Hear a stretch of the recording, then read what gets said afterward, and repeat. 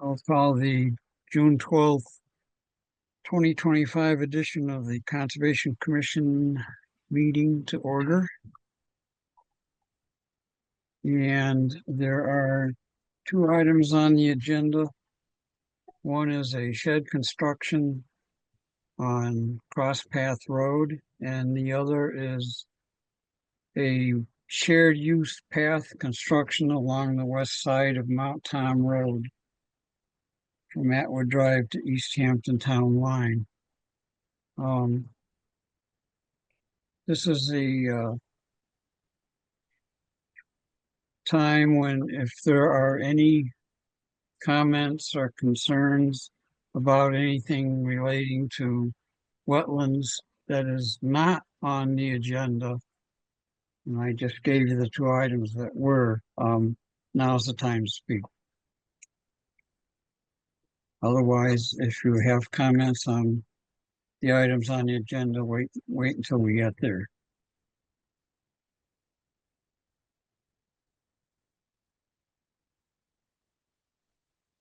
Okay, hearing none. First item is a request for determination of applicability to determine if shed construction is subject to the Wetlands Protection Act or the Northampton Wetlands Ordinance. And this is at 9 Cross Path Road. And who's here for that?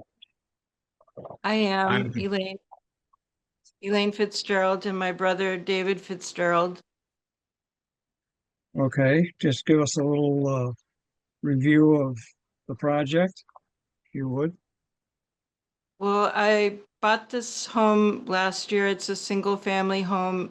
It has no outside attachments to it, no shed or garage or anything. And so I want to just build a simple shed on the property behind the house, to the side behind the house, basically at the end of where the driveway is.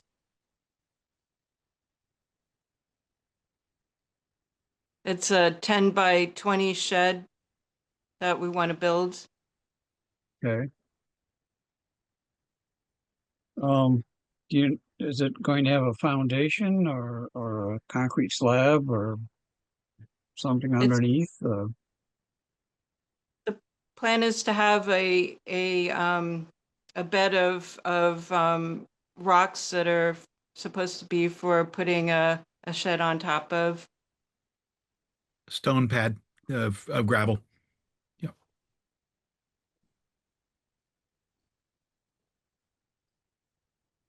Okay. This is an exempt activity under the State Wetlands Act, but not under our local ordinance, which is why you're here. Any comments or questions from commissioners? My only question was about the foundation, and that's been answered. Okay. Sarah, do you have any staff concerns? No, not for this one. There are areas of crosspath that are a lot closer to the river and closer to the top of bank, but this one is across the paved street from the top of bank, and it's entirely lawn and won't involve any vegetation removal. And it's also outside of the mapped floodplain. Oh, that's important.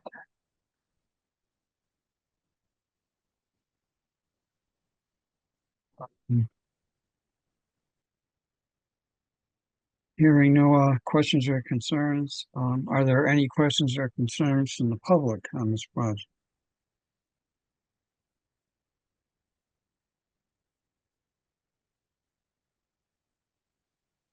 Okay, I'll entertain a motion to close. It's a meeting, right? Application? Or do we do the determination now? So no hearing to close, so you can just do the vote on the determination. Okay. And let's see. I can make a motion to issue a negative determination, checking box 2, because the project site is subject to protection but will not remove, dredge, fill, or alter. And checking box 5, noting that the project is exempt under the Wetlands Protection Act. I'll second. There a sec? Whoops, there a second? I can second. Okay, all in favor, Sarah? Right, Roll call. roll call vote. Paul, Yes. David, Yes. Beth, Yes. Downey, Yes. and Mason. Yes, All right, unanimous. Thank you.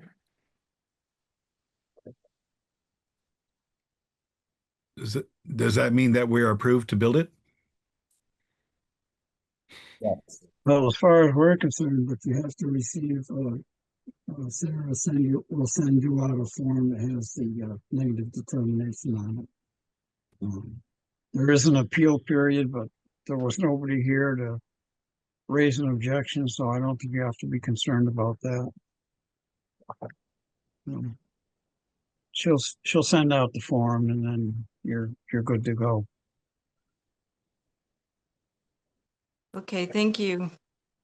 Thank you.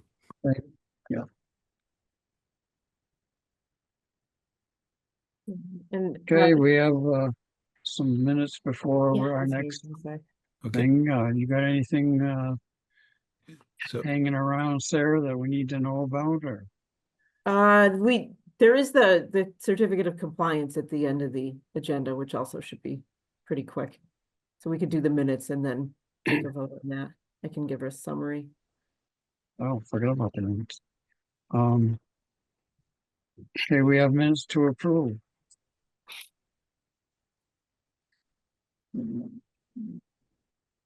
I wasn't present at that meeting, so I'm going to abstain from a vote.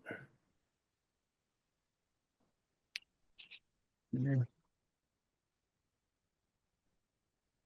Trying to find what date they was. I think it was March 27th.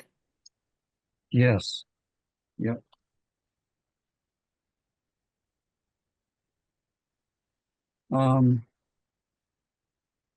We need a vote to approve the minutes.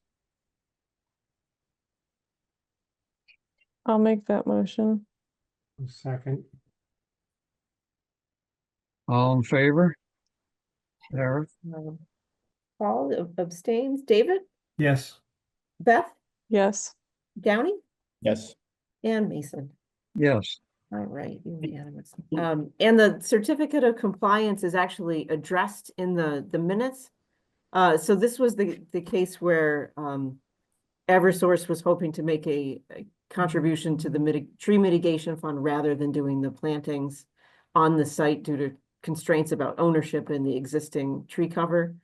So that check has been received, so it would be appropriate at this point to reconsider that.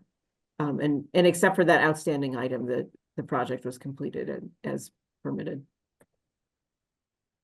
And you need a vote on this too, right? Yep, so that would be a vote to issue a certificate of compliance. Okay, I'll need a motion. Move that. to issue the certificate of compliance. I'll second it. All in favor? All right, Paul, Yes. David, Yes. Beth, Yes. Downey, Yes. and Mason. Yes. All right, unanimous. And perfect timing. Time to start the other one. Good. Okay, we have a notice of intent for a paved shared use path construction along the west side of Mount Tom Road from Atwood Drive to the East Hampton Town Line. The work is to take place within bank, land underwater, buffer zone, riverfront area, and bordering land subject to flooding. And this is the Massachusetts Department of Transportation. And who is here to present that? Hey folks, we have a few people here this evening and I can kick it off. My name's Erica Larner. I'm with Mass DOT, the Wetlands and Water Resources Coordinator for Linear Projects. Our project before you tonight is the extension of the Manhan Rail Trail and connecting between Northampton and the East Hampton area. So it's along Route 5. It's right about where the guardrail is and adjacent to the Manhan River, the Oxbow, and smushed right in between the Connecticut River and the railroad tracks. The vast majority of the project within Northampton will have mostly resurfacing and repainting of the lines to arrange to work within the right of way and the road that we already have. There will be some, some expansion of impervious in order to accommodate the bike path, and there is a culvert replacement that is being proposed. We do have our engineers from Chapel Engineering here this evening. I believe Keith Lincoln is here and he has a short presentation. Tonight, we're hoping that when we leave, we can hear your comments and questions, and if there's other additional information that you'd like us to bring for the next meeting, so that, excuse me, we are fully prepared and can do this in 2 meetings and address any concerns you have all in one bunch. So that's our goal for the evening, to give you guys an overview, find your questions, and come back with all the information you might need for the next meeting. And I believe Keith might be here. Keith? Yep. Perfect. Hi, Keith. Can I just go ahead and share the screen? Yeah, I was Is trying that- to guess who was doing that, but let me make you a co-host. Hang on. Just a Okay. sec. You should be good. Okay. Okay. And are you seeing that now? Yes, we are. Okay, good. So what we have here is this is a kind of a condensed version of the presentation we did for the design public hearing that the state prepares at the 25% design stage of the project. What I tried to do is tone it down to be specific, to give a general overview of the project itself. As Erica said, it is the installation of a shared use path running on the west side of Route 5 Mount Tom Road from the Manhan Rail Trail to the interchange with I-91 northbound off-ramps. And this is a general overview of the project, as I say, beginning down in East Hampton at the Manhan Rail Trail, making that connection, and then running northerly on the west side of Route 5 or Mount Tom Road, across the town line or city line, and extending northerly up to the interchange with I-91, where the project to reconstruct the bridges of I-91 over Mount Tom Road has provided bicycle accommodations that we will be connecting to with this project. So it's really intended to fill that gap between the Manhan Rail Trail and the accommodations on Route 5 that have just been recently constructed. Why was the project initiated? The existing issues are obviously a lack of bicycle accommodations, with a pretty high percentage of our population of bicycle users on the road. And the hope is that we can service more by providing a safer access off of the road. Obviously, there's no sidewalk. There's really nowhere to walk safely along this stretch of road with the guardrail, and there's not enough cleared slope behind it. Obviously, it's not accessible, and as I said before, there's a missing connection between those two points of interest where there is accommodation, and there's, as I said, a lack of accessibility. Some of this portion is in East Hampton, but it's a good example of a non-compliant sidewalk section. This is the bridge over the Manhan River. Vegetation and the settling of the sidewalk panels. Our intent is to make this a compliant and user-friendly path for pedestrians, bicyclists, and all users of all abilities. So what are we hoping to accomplish? The goals of the project are to improve accessibility and to provide some additional parking over at the Manhan Rail trailhead, where right now it's a pretty unorganized lot. So we're looking to try to consolidate that and provide accessible handicap parking at that location, and also to make it incorporate a PVTA bus stop at that same location to help provide access to the trail. Obviously trying to improve safety for pedestrians and bicyclists. That's always really the first priority with any of our infrastructure projects. We want to try to encourage more use by vulnerable users, both bicyclists and pedestrians, children, people that would be very uncomfortable trying to ride along Route 5. As I said, making that connection between the Manhan Trail and in East Hampton and the interchange in Northampton, and improve the safety for the vulnerable users that have to cross that I-91 interchange, which is a pretty active location. And we did go through quite a bit of design and redesign through the safety section within Mass DOT. And then this is kind of a schematic overview of the project down from the new to be constructed parking lot with the accessible handicap parking stalls,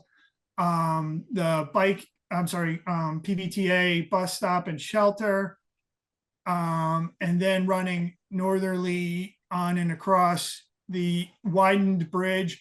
Now, I should rephrase that. It's not, the bridge doesn't widen, the sidewalk widens into the road, so there's no widening of the bridge itself.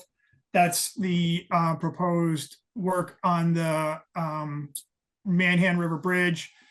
And then once it crosses the bridge, it deviates off of the road behind the guardrail and runs, and that's really the point at which it enters Northampton. And it rides in that space along that embankment on the west side of Mount Tom Road, along and up and around. This is another interesting little safety improvement with the trail that we did a lot of back and forth on this, where the trail does a reverse curve and crosses the Packaging Corporation of America driveway further off the road, outside of the limits of the railroad crossing of Route 5 and the driveway itself, and then curves back in so that it can be a perpendicular crossing of the railroad track, so that the bike tires don't get caught in the grooves on the track if they enter it at a skew angle. So that is part of the design, and that's actually being constructed by the MassDOT Rail division. And then we cross Island Road and running on that west side of Mount Tom Road up to and then this is the portion that Erica mentioned, where what we're proposing to do is extend the 72-inch culvert that really acts as an equalizer between the Oxbow and the river on the east side. And so we're proposing to extend that and put in a new head wall to serve as the roadway for the bike trail or the shared use path. And then it continues along Route 5 on the west side, and then comes out of the Oxbow area and into the open, adjacent to the open field next to on the west side of Route 5 and just south of Atwood Drive. And then we go around the bus shelter on Atwood, or right near Atwood Drive, and then crossing Atwood Drive and then entering into the interchange where there's a signalized crossing at the, so it's the northbound off ramp, I-91 northbound off ramp to Route 5 southbound. And then for bicycles heading northbound, this is the point where they would cross at a signalized crossing and then join the bike lane that's been constructed under the bridge project. And for southbound bicycles and pedestrians, the southbound bike lane comes along and then enters the shared use path on the on-ramp to 91 North, crosses the ramp, and then crosses at the signal, which serves the traffic and exiting the highway and going north on Route 5, as well as the traffic that's exiting Route 5 north and going on to 91 northbound.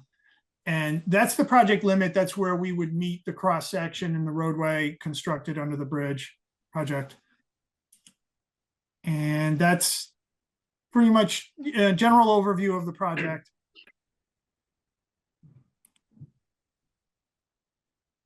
Okay.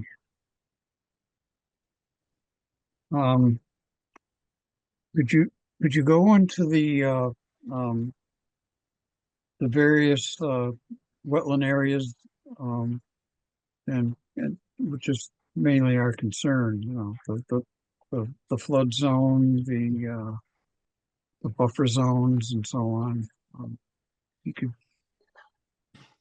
if you could Okay. get into that.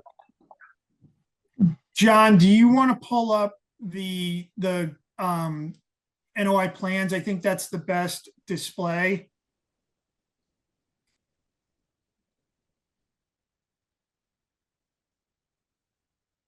That we could go through. Yes. That's get more Yes. detail for you.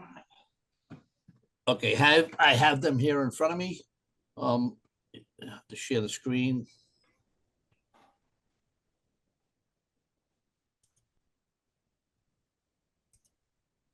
Okay.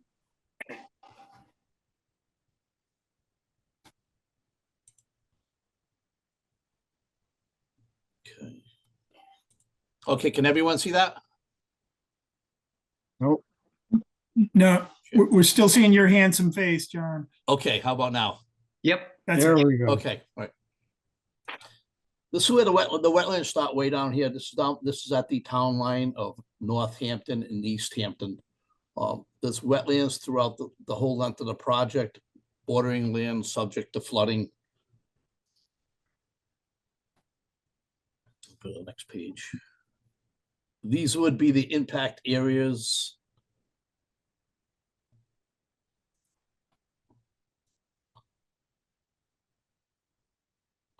Leading up to the Packaging Corp of America, where we have a little gap where there isn't any impacts. Continuing past Island Road.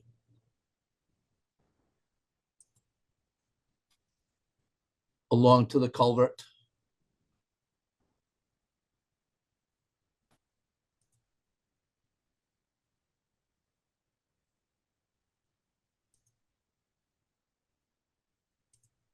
Following along the length of the project. Until we hit Oxbow Road.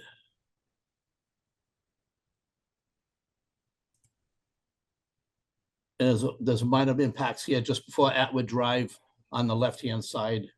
There's the wetland area here, just wetlands, no flood area. And we have some minor impacts over here. That's within the flood zone. And a little bit of wetlands here.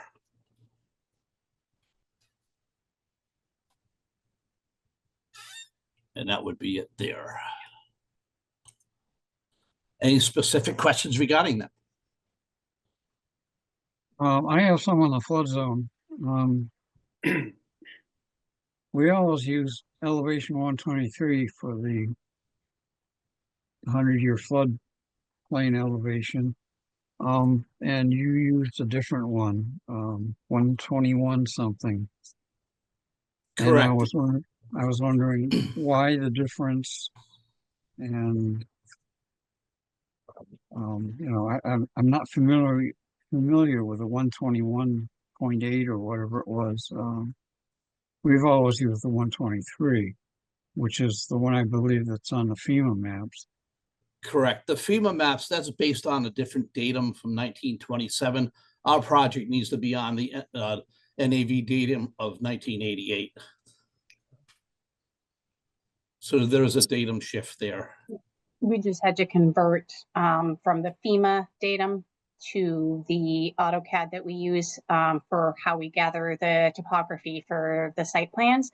So it's the same elevation, just it's used in a different format to say how far above sea level type stuff. So it's the same actual on the ground spot, but also because we have to convert between different GIS and CAD datums to use, it's just a slightly different number. So questions have been raised about erosion control in the event of really heavy rainfall. And I remember back, I think it was in the 1980s, the Mount Tom Road was completely inundated and could be paddled from heavy flooding. And I'm wondering, how resistant is this to that kind of potential catastrophe?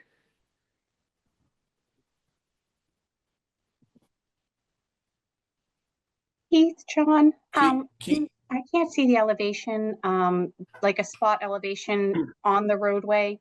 Can you tell me in relation to the 100-year floodplain, where is the roadway itself? okay, just give me a minute here. Let me zoom in a little bit.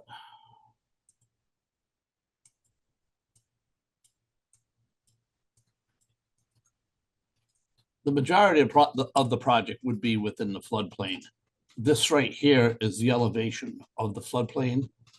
This is a line. Anything east of this it will be within the floodplain. Yeah, the entirety of Route 5 in that area is.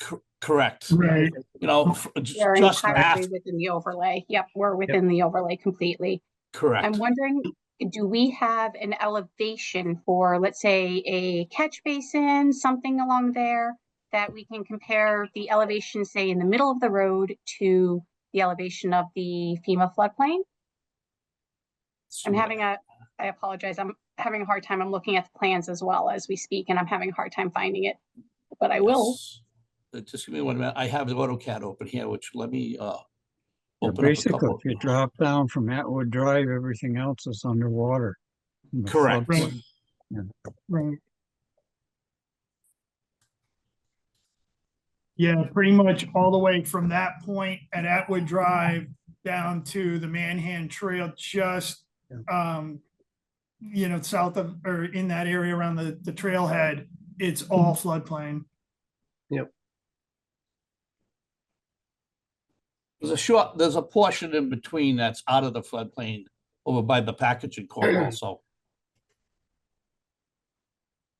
And in terms of the question about the erosion controls, what we are using is standard practice for all of Mass DOT's projects for erosion controls that, like pretty much everything that gets installed under a Mass DOT contract, it has to be an approved qualified construction material to meet the intended purpose of that device, whatever it is, whether it be erosion controls or catch basins or granite curbing, whatever is built as part of the project has to be up to the pre-qualified standards of Mass DOT, and that's a statewide requirement.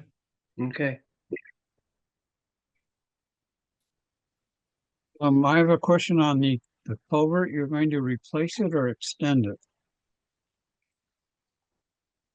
It is an what- extension. A 10-foot Yeah. extension. And it's a 72-inch, right?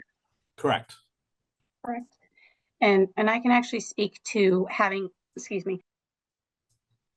investigated alternatives to, increase the size of that culvert. Because to be honest, we're always looking to do that, even if it's not strictly for the environmental benefits, which as a fellow tree hugger, I also want.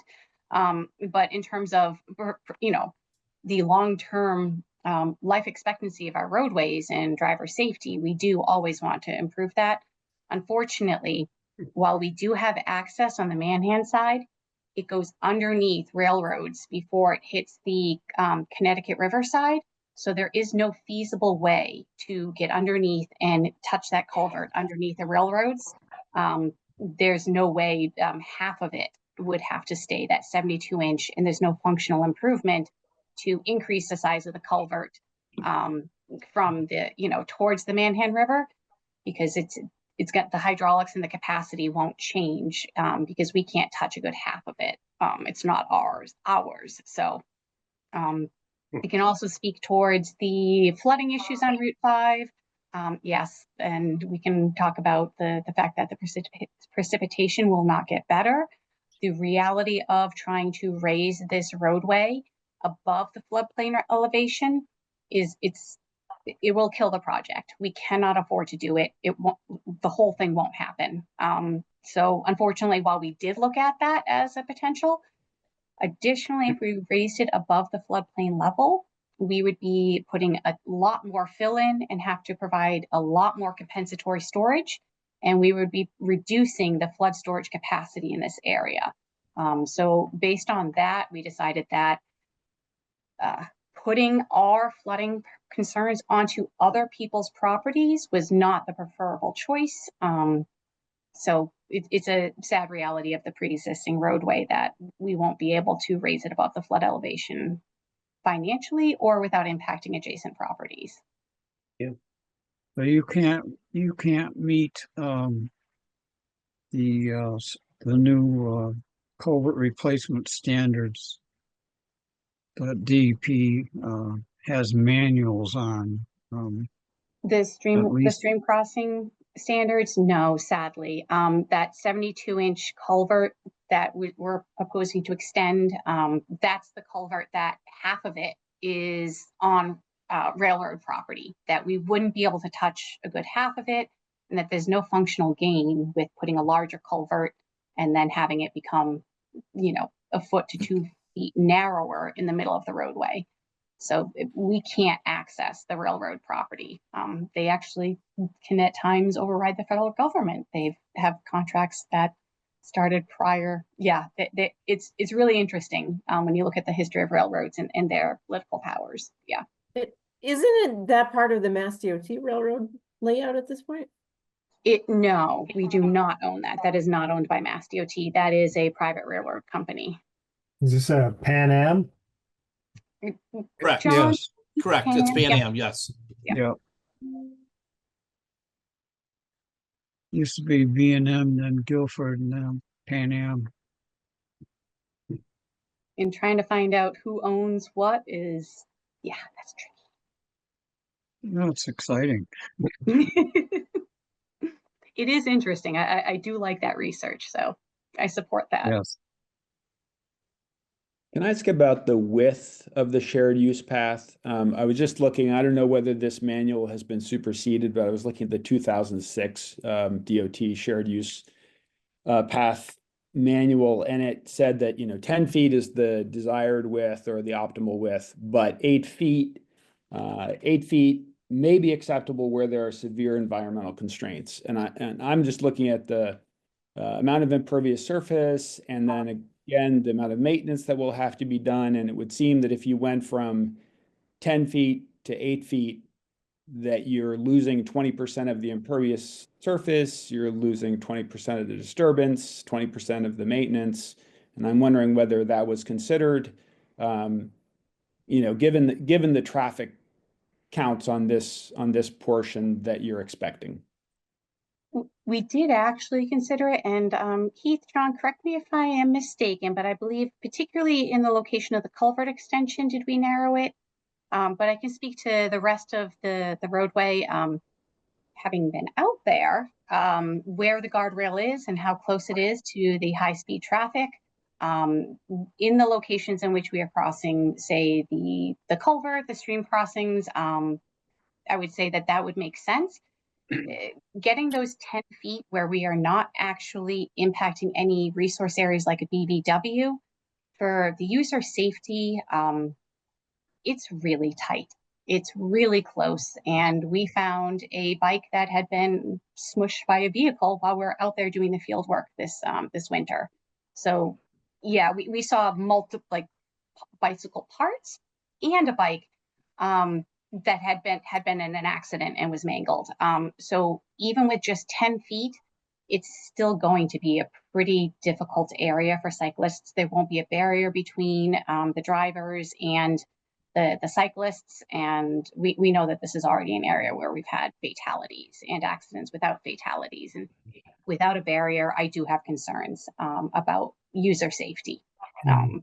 Yeah, I would say that in locations in which we would have direct impacts to BBW, land underwater, like this, where we're crossing over the culvert extension, those are appropriate places. But when we're in buffer or floodplain, and we're providing the compensatory storage for that floodplain alteration, I would argue that user safety would take priority, especially in this particular location. But Yeah, it Wouldn't says, a narrower path get you further from the traffic? yeah, and allow you to have some kind of barrier or even a demarcation. We do put lines and demarcations, but we don't put guardrails, barriers. It's something that becomes a hazard to the drivers themselves, that if we were to put Jersey barriers, bollards, they become significant hazards to the drivers. Oftentimes when we do a rail trail and we want, or a bike path, and we want to take it off the roadway, we would actually take it off the roadway and have a naturalized area that's a buffer. That's not a feasible option at this location. So I would say that we can't put, for driver safeties and vehicle recovery zone purposes determined by the Federal Highway Administration, that we can't put a barrier in between the drivers and the bike path. We do put a gap with so that you have two lines, and there's the 1 to 2 feet. That's actually, you get like 8 feet of cycling area and 2 feet of that barrier between the drivers. There's like, I'm sure if you've driven along the road, you know what I'm talking about. There's the double white line, and that provides the space between the cyclists and the drivers. But putting any kind of barrier along that area presents a huge safety hazard for the drivers. And it's against federal highway standards. So we spent a long time also looking into these, because we would have liked to have minimized it as much as we could. Is there one Yeah. section, though, that's closer to a resource area that could be narrowed or should be narrowed? I believe where we have the culvert extension, Keith, is that the area? Do you want to talk about that? Yeah, so what has happened since the 2006 bike guide was developed? There's been multiple iterations, and Mass DOT has developed a complete streets section, which enforces the use of shared use, or the design of shared use paths, and all of the pedestrian and bicycle accommodations that go along with these projects. And it's a very robust review process, and there was a lot of concern about the width of this shared use path and the need for the 10-foot width in order to provide that ability for users of all abilities to be able to utilize the trail or the shared use path. So if we were to narrow any portion of this, it has to go back to the design review committee, or it would require a design exception that I'm not sure we would be able to get, given that it doesn't lead to any direct BVW filling. To try and summarize, there's I think a broad range of users that can be expected to use this trail, between the high-speed users and hopefully families and children, and the narrowing of the path presents safety concerns that the complete street section did not want to compromise on. And so that's why we're proposing the 10-foot, the entire length. Okay. Yeah, I'm just puzzled, because I don't know that I would take my children. Traffic moves from 50 to 55 miles an hour along that stretch of 5. If there's no barriers, I don't see taking my children when there's a rail trail that takes you to downtown East Hampton that's completely separated from traffic. I'm just what I mean in terms of your user, your user projections. Where do people go when they end up in East Hampton? Do they pick up the Manhan Trail and go to downtown? Do they keep going south to Holyoke? There is a substantial amount of people who are using this currently to commute between East Hampton and Northampton. Okay. So it's not just families. And while I would support your choice, Mr. Meyer, I think that is a smart choice to not take your family onto that roadway. Not everybody will make that choice. Not everybody currently does. People will take their children and their families on the road as it is currently. So, just going for a leisurely bike ride, people might take the Manhan where they're not along the roadway, but there are users that will not make the same safe choice that you would. In addition to it not being just families, we see regular commuters that use that section of Route 5 to cycle between Northampton and East Hampton at least twice a day for each user. So it gets used substantially. And without any direct BVW impacts, we're going to have a really hard time justifying that we are putting people at greater risk, and that the entire intent of this is to provide a safe path to get to extend here. So I think that it's going to be difficult to justify to the safety authorities to narrow this pathway. It just back to Mason's point, I'm just confused by how bringing people closer to a lane of traffic that's moving at 55 miles an hour is.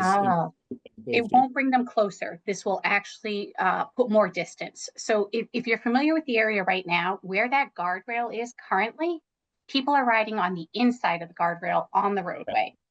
Yep. The rail trail will actually extend past the guardrail. So we are actually putting more distance between the drivers and the cyclists.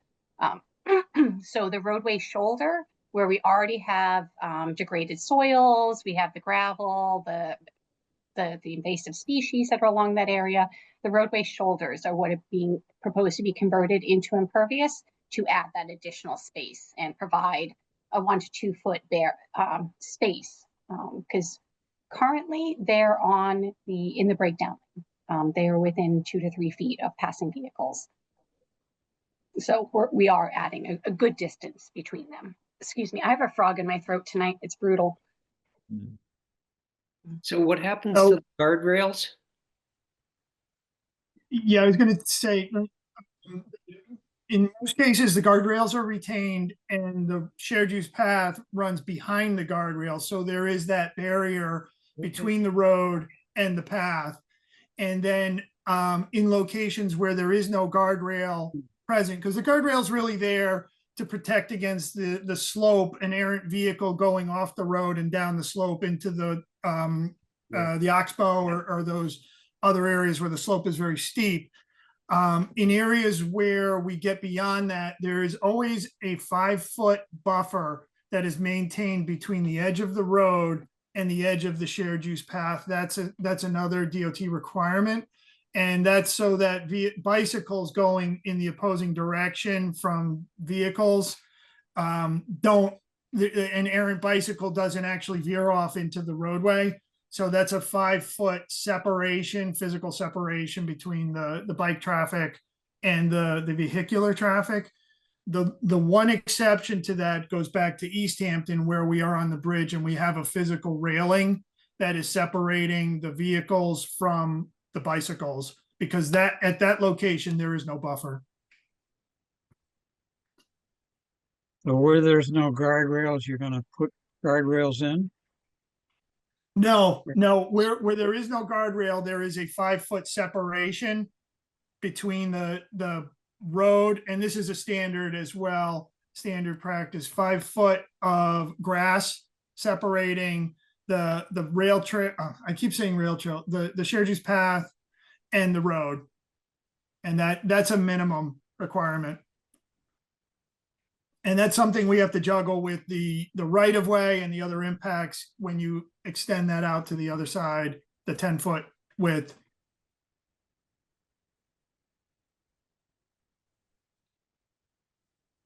Is this going to take like 20 years to complete or 5 months? What's the time frame here? So I can say that Oh. the ad date for this is, oh, it just went missing on me. I'm sorry. Keith, if you feel like jumping in while I'm, sorry. the Yeah, ad date it's is- November.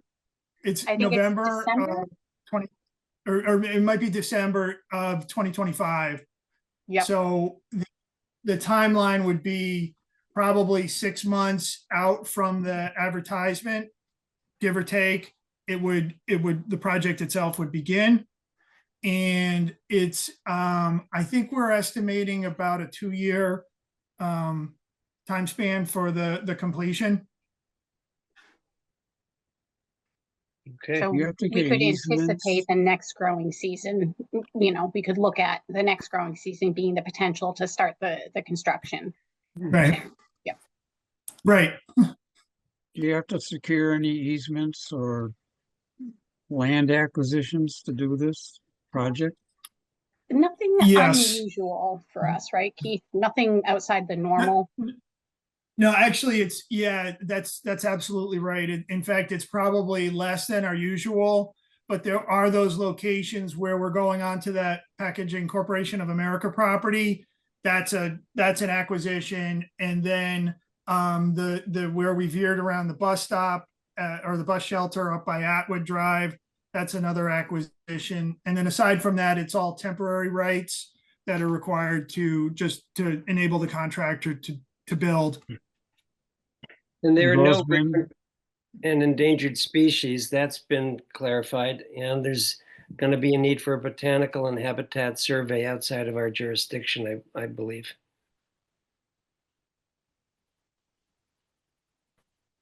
So have any of those easements been secured yet or acquisitions?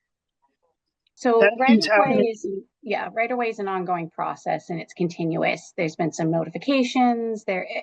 They will end up closing that out and recording those easements later at the 100% design stage, but they're in coordination. It should not be any issues. There is the ability to do these takings without any concerns. So I was gonna say, Yeah, this that- could delay the project for years if you haven't gotten yeah, those. no, it won't delay the projects at all. We don't have to purchase anything, no negotiations. These are all takings that we can do by right, and they are in process. They just haven't been recorded yet. Right. That's well in process, and we've had some back and forth. I mean, the biggest one is the Packaging Corporation of America, where that's our biggest right-of-way impact. And so there's been feedback on both sides, but we've moved along pretty well on that, and that process has gone fairly well. Can I ask about the shoulders of the shared use path? Because I'm just looking at the different sections. I see some, it's proposed loam and seed, and then there's another that says treatment varies on the right. So is that going to be loam and seed throughout, or is there going to be some part that is going to be stone dust or gravel?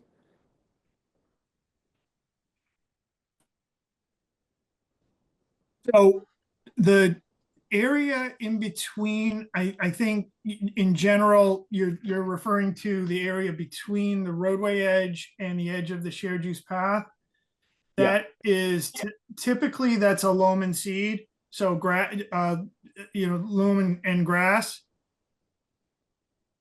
almost entirely throughout the project. The guardrail itself, the detail for guardrail, in just because of the maintenance issues and trying to mow around the posts, that's typically a pavement millings treatment, surface treatment, but then behind the guardrail, we would go back to loam and seed down to where we meet the shared use path edge. And that's pretty typical. I don't know if there's a specific location you're seeing, John. I think your chat box is blocking the plan view. Was there a specific area that you saw that No, you I'm were just thinking of? Yeah, no, there's just there's a variety as you look at the sections. again, depending on whether there's a guardrail, depending on, you know, Right, bridge section, there's a typical, but, I just think in those areas where you're using the pavement millings, was that included in the impervious calculations? Since that will effectively, once packed, I mean, that's why you're using it, so that you'll prevent vegetation growth. We We actually don't, use it as mulching. So it's not actually compacted and turned into impervious. It's actually used as a mulching to keep the grass and other vegetation down from around the post of the guardrail. So it wouldn't be compacted. It's a loose, we call it asphalt mulching. So it's it wouldn't be compacted to be impervious. The bike path or the proposed path runs along fairly steep slopes. What's your process there? I mean, there's steep So- slopes now going down to the field and so Right. on. right. So policy is that up to a 2-to-1 slope, we would go with loam and seed, grass seed. That's a stable slope. And then if it exceeds 2-to-1, in other words, if it's steeper, then we can go up to 1.5-to-1 on that slope. And that would be a combination modified rock with compost stitched in, chinked into the mod rock that would allow vegetation to grow and stabilize that slope. That's another fairly standard Mass DOT slope treatment.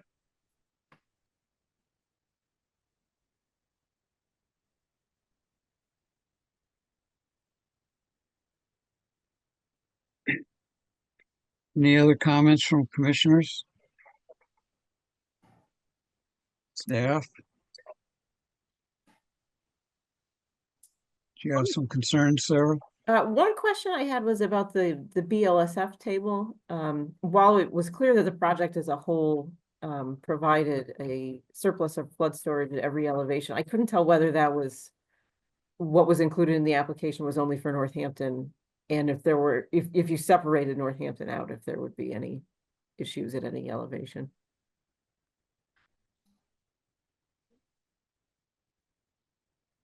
So John, I think when we looked at this, we were looking at this floodplain as a whole, and I understand why you're asking the question, but because the floodplain is, it's spread between the two communities, the thinking was that it was really a combination. Now, I don't think it would have any impact because so much of the project is within Northampton and the impacts are mitigated throughout the project. And it was, I will tell you, it was a serious challenge to make it work at each contour interval going through this project, especially the lower intervals. But so to answer your question, it's combined. I wouldn't expect that it would make a difference if we did separate it out. It's just, it's a really tricky thing to separate out floodplain when it's all part of one plane that crosses the town line, the city line. Yeah, I think it's fine. It was more just a point of clarification because it is all in the same reach of river, so that's Right. Yeah, it's the Right. same floodwaters, but no, that's a good point. That does include the entirety of the floodplain between two towns, but yeah, it's the same floodwater rise, so yeah.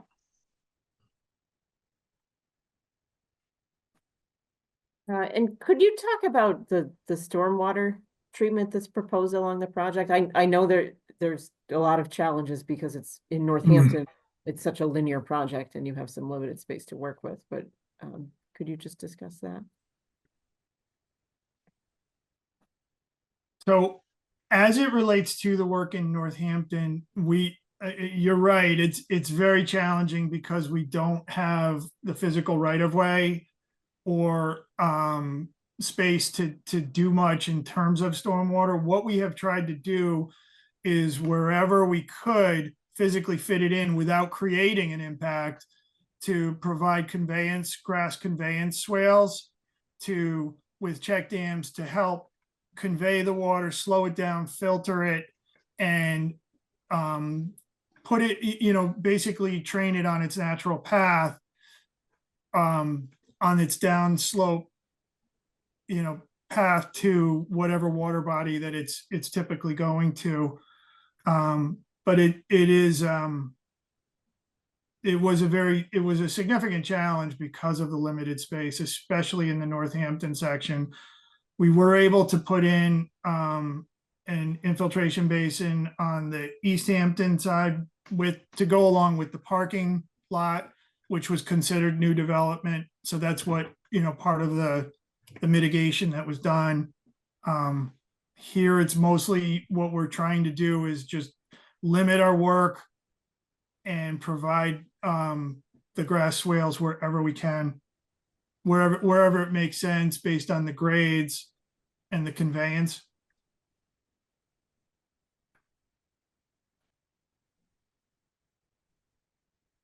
And are you adding any catch basins or deep sumps? Wherever we would be adding catch basins, we will be putting in deep sumps. There's very little roadway work on this project. It's almost entirely shared use path.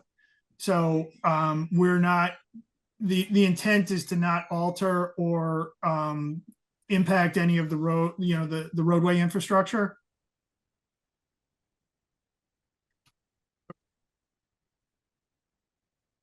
Section, there are catch basins there tying into that parking lot, and those would, wherever we would propose a catch basin, it would be deep sump.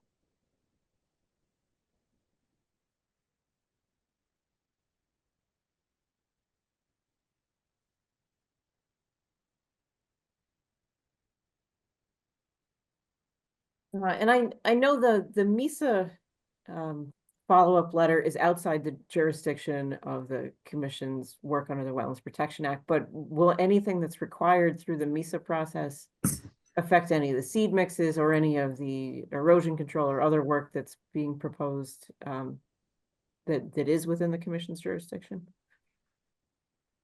None that we anticipate.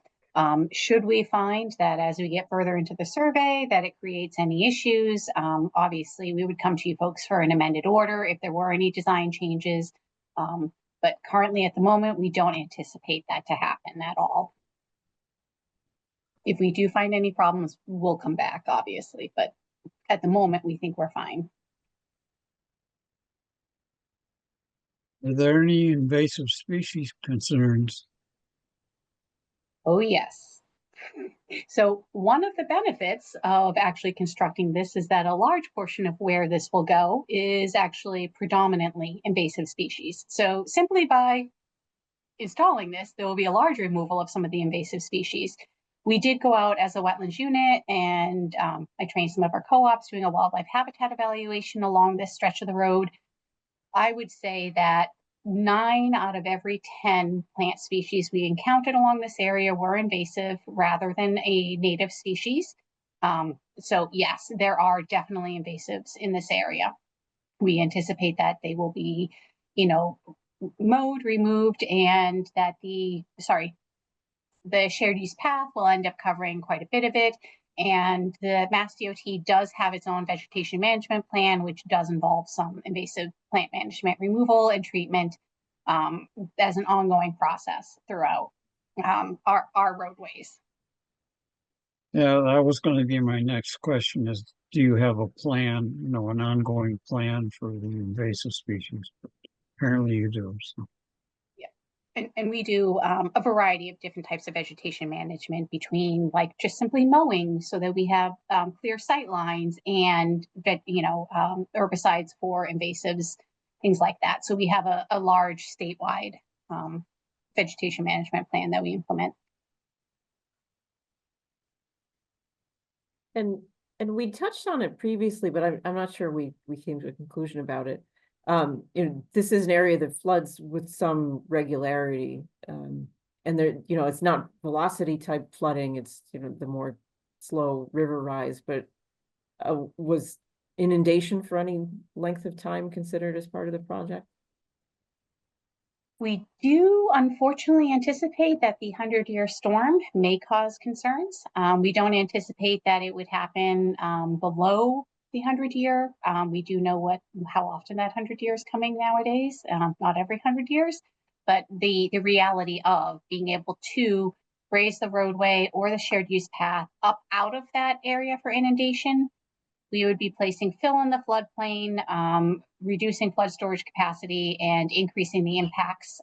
So while there is some negative aspects to the fact that this can have some flooding, depending on the storm level, the roadway Route 5 itself, the balance between impacts to the flood storage capacity, that we accepted this because financially we can't do it, and also it would lead to greater impacts that we can't mitigate for. Yeah, I mean, I wasn't thinking that Yeah. it would be raised above the floodplain, but rather accepting the reality that Right. this is gonna be underwater sometimes. So, Exactly. were there any Yeah. specific design accommodations that were made because of that? Yeah. Well, only in the area where we would be doing the culvert extension, because that's our lowest area of activity on the project. So we do have a water control plan that is part of that, so that the culvert itself can be installed in the dry. And then aside from that, it's kind of like typical construction. Weather does sometimes interfere, and that's the kind of thing that could interfere with the overall schedule of the project and the timeline of construction. Because if we were to encounter a flood condition like you had referred to earlier, you're pretty much stuck having to wait for the waters to recede before you can get back to work. It just, yeah, and that's just a reality of it. And I'd say that the only design element that tries to mitigate for that is actually the extension of the culvert. While that is a regulatory intermittent stream, the structure was actually put in as a flood equalizing structure. It doesn't have unidirectional flow. Depending on which one of the rivers, the Connecticut or the Manhan, is currently higher at the moment, the flow goes back and forth. So the extension of that culvert is actually providing for flood equalization and allowing for those flood waters to go underneath the roadway. Whereas if we didn't extend it, we'd probably get some washout, things like that. But in terms of the whole of the shared use path, I wouldn't say that we have any specific design features that are working towards that inundation. It's really just a matter of you can't use it if it's actually flooded. Same with our drivers. If you see a couple inches of water, do not drive down it. Doesn't matter. That stuff moves fast and it's dangerous. And it's the same thing with the cyclists. That's a culvert that used to have a gate on it. It does actually on the Connecticut River side. Yeah. Yeah. It still does. Oh, okay. I don't think half the time it was plugged up or blocked or trees were in front of it or whatever, but it's the first time I've ever seen a large culvert with a gate on it. Interesting. Do you know when the culvert was installed? Yeah. I don't know that we know. I tried to research that. I couldn't find anything on that at all. I did some extensive research on it. Yeah, it was like a flat valve almost. The gate would swing shut when the Connecticut River rose up. Yeah. But it didn't make any difference because it was just over top the road anyway. So it's kind of a useless thing. Yeah. Can we assume that the Department of Public Works in Northampton and East Hampton will have a shared maintenance and repair plan, responsibilities?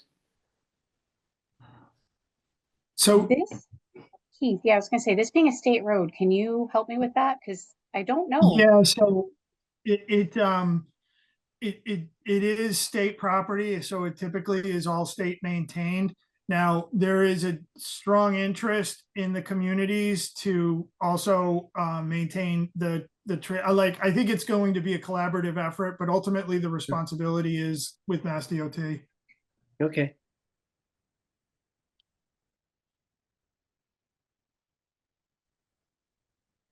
Any other questions or comments from commissioners or staff? Do you feel you have enough information to close the hearing? Are there any questions or comments from the public on this project? Boy, tough crowd.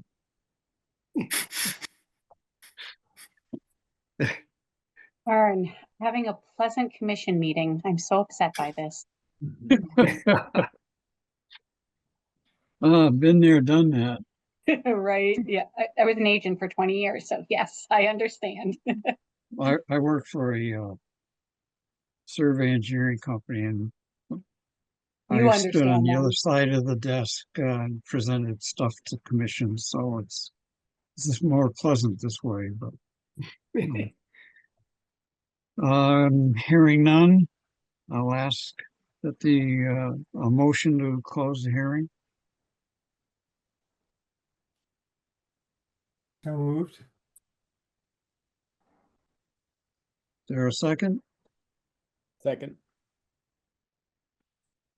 All those in favor?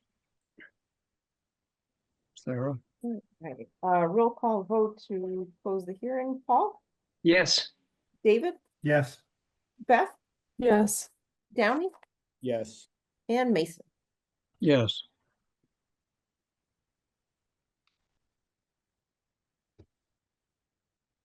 Okay, orders of conditions.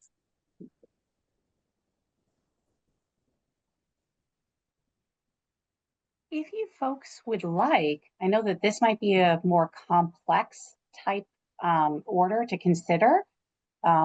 If you'd like your agent to draft some special conditions and to look at them, we'd be also happy to say, hey, you know, if we saw them, this condition is going to influence constructability, and then have another hearing where you can vote. I just want to give you folks the opportunity to draft the most appropriate order that you can without any after the fact back and forth. So just, that's an offer. What do you think, Sarah? That would mean a continuation. I mean, you did just close the hearing. So that, Oh, that's right too. Yeah, we have to act now. But we haven't voted on closing the hearing yet. you did. Yes, just not whether there was an approval, which would be Yeah. one vote So versus. yeah, so the order hasn't been issued, but the hearing Correct, yeah. is closed. And I believe, is it that you could do two separate things? You could vote approval or denial at the moment, and then you have 21 days to issue the actual order. Correct. Yeah, so whatever works for you folks to make this the easiest and simplest for you, we're here to help.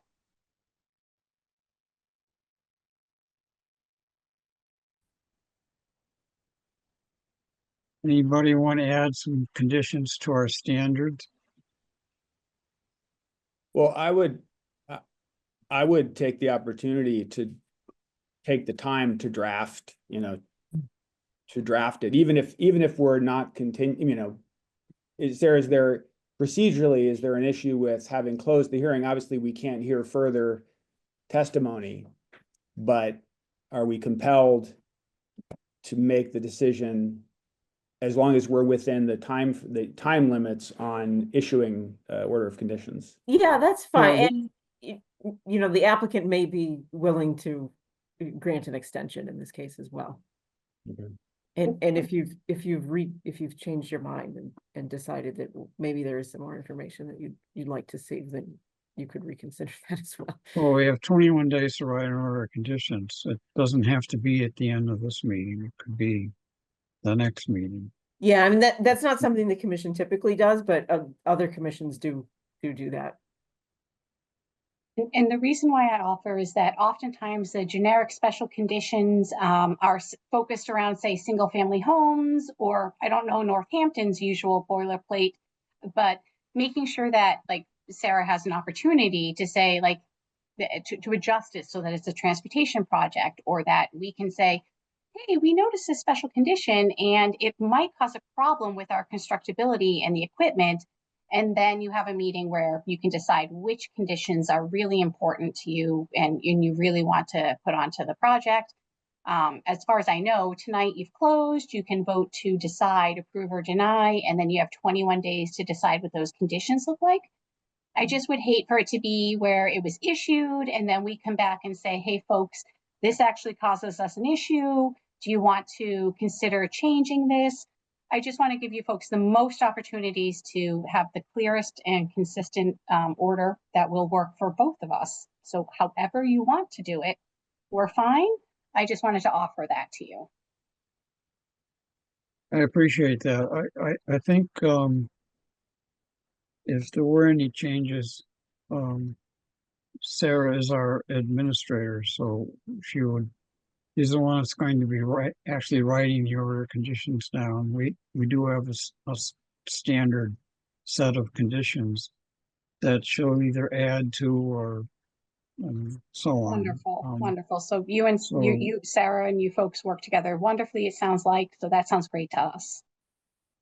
Yeah, so it would be a little bit of a deviation from standard procedure, but if you wanted to vote on the actual conditions and the order at the next meeting, that would be fine. Unless you want to add some, I don't know. I don't see a problem that isn't covered by the standard conditions on this project.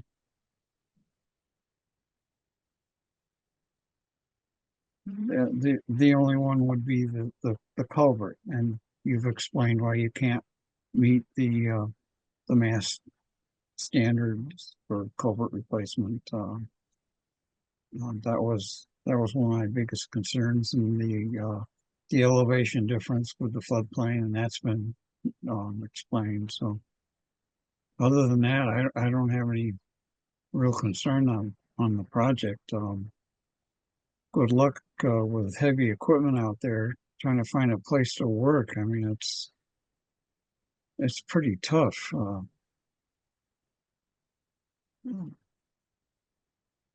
But how do you want to go about this, or do you want to keep it, not do it tonight, or?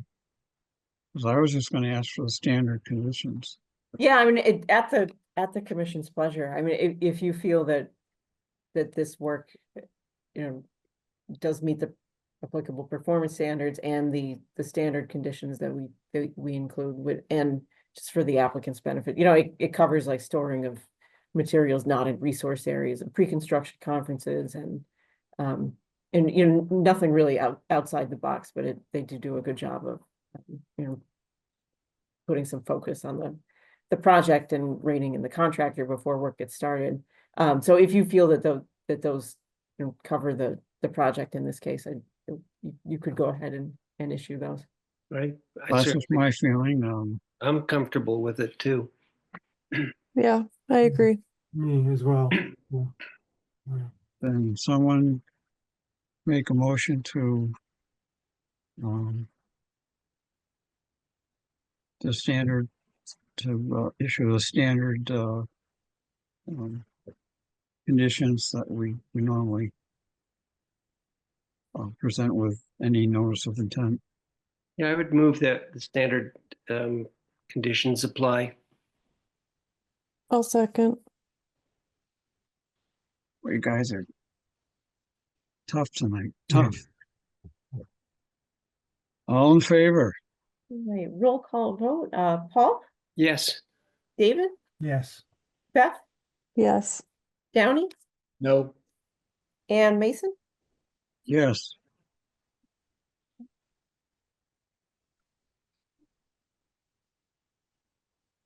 Okay. Thank you very much. No, thank you, folks. Very much appreciated. And we look forward to the next project we bring to you folks. Thank you.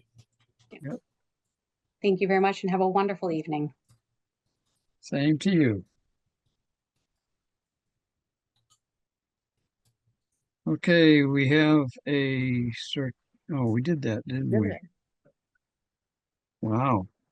Any other things, Sarah, that any violations pop up, or? I don't have anything. I will have a land acquisition update and grant application approval for the next meeting, but not this one. What's the status on the cleared lot up there that went ahead with no permits? That will be on the agenda for the next meeting, so I'll be sending that out early next week. I thought we've Okay. already, it's not in our jurisdiction. Oh, there's two of them. There's Stone Ridge and there's Stone Wall. So this is the one, Stone Ridges, Stone, so that's the one in your neighborhood, right? yes, Yeah, yeah. so they moved the silt fence, so they're not doing any work within buffer zones. But they still will need a permit from the planning board before. Well, that's any- what I meant. I mean, it's outside of our jurisdiction, but I was wondering how the other permits were falling into place. They haven't applied yet. They're working on their planning board application. In case I get accosted by joggers and bicyclists wondering what the heck's going on there. And it will be in the planning board's hands for the common driveway permit. A couple of days ago, I took a walk and counted a record number of red Fs. There were 150, which Wow. blew me Goodness. away because normally it's 20 and below. So it's a big year, I guess, for Eastern newt.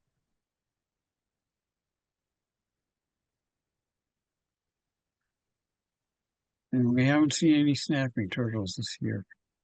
You haven't? Oh, I've seen a bunch. Well, it's a couple of houses up. The big female would come in and lay eggs in the guy's yard. He had a little hummock of loose soil, and she'd go up there and lay eggs there. But I haven't seen her in a couple of years.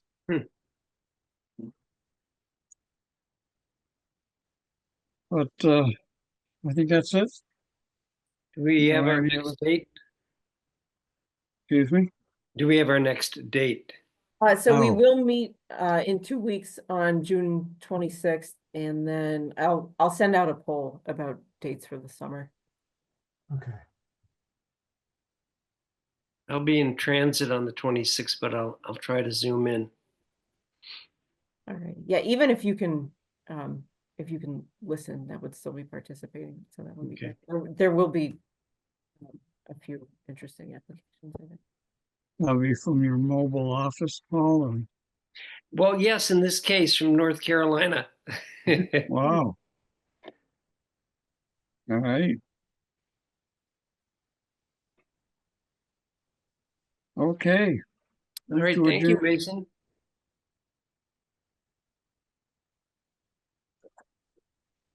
So we are adjourning at 6:48 unless anyone has anything else. Okay. Sounds Okay. good. All right, good Thank- night, everyone. Thanks so much, Thanks. everyone. Yeah. Thanks. Mhm.